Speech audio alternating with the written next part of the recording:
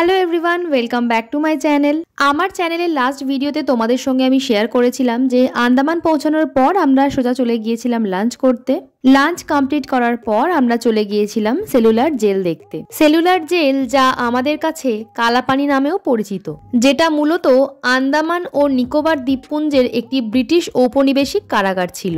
সুবিশাল এই কারাগারটি তৈরি করতে সময় লেগেছিল 10 বছর, আর নির্মাণ কার্যে ব্যবহার করা ইটগুলো আনা হয়েছিল বার্মা থেকে।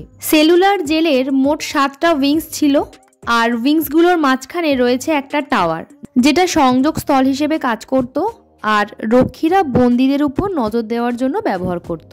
এটা ছিল জেলের ফাঁসি ঘর, আর এখানেই অসংখ্য মুক্তিযোদ্ধাদের ফাঁসি দেওয়া হয়েছে। এখানে যাওয়ার পর আমার অদ্ভুত একটা অনুভূতি হয়েছিল, যেটা সত্যিই বলে বোঝানোর মতো নয়।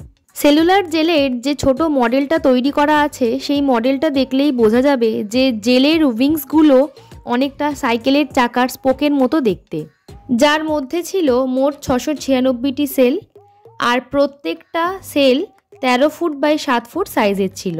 সেলুলার জেল নামটা এসেছে নির্জন কোষ থেকে, যা কোনো বন্দীকে অন্য কারো সাথে যোগাযোগে বাধা দেয়।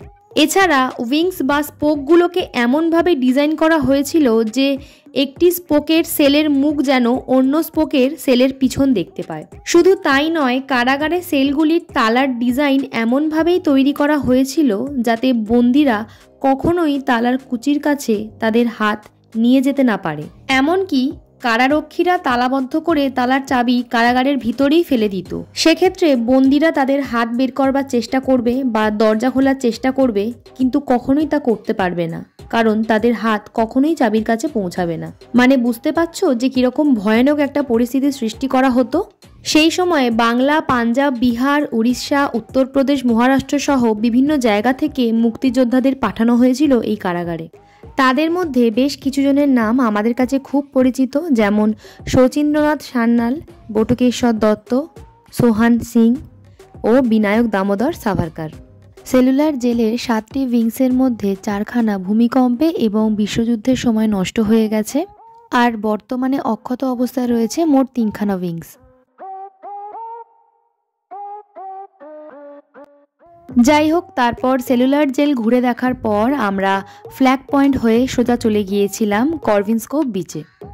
করভিনস্কোপ বিচে জেটস্কি থেকে শুরু করে বিভিন্ন রকমের ওয়াটার অ্যাক্টিভিটি আছে, কিন্তু আমরা তার মধ্যে কোনোটাই করিনি।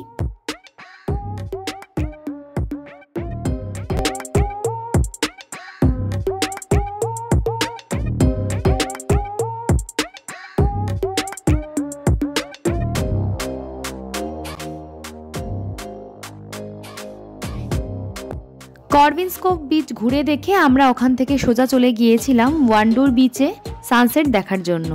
কিন্তু যেহেতু ওয়ান্ডুর বিচ আমাদের ট্রাভেল এজেন্সির প্যাকেজের মধ্যে ছিল না, তাই ওখানে যাওয়ার জন্য আমাদের গাড়ি ভাড়া বাবদ এক্সট্রা 1500 টাকা পে করতে হয়েছিল।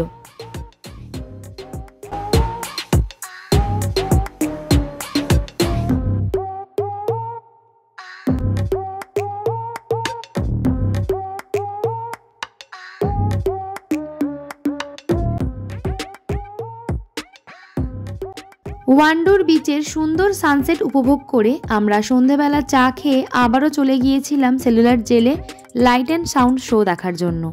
লাইট অ্যান্ড সাউন্ড শো দেখার পর ডিনার সেরে আমরা দিনটা শেষ করলাম।